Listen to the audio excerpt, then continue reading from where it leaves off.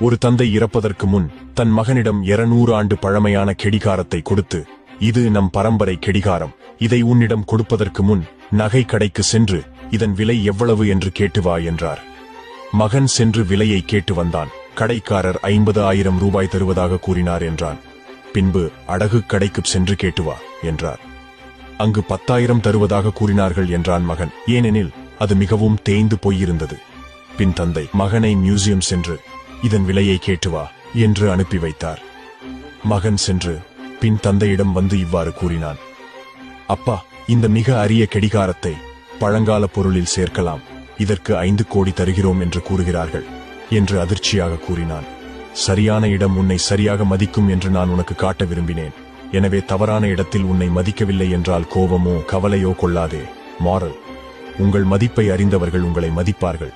உங்கள் மதிப்பை பார்க்காதவர்களிடத்தில் இருக்காதீர்கள்.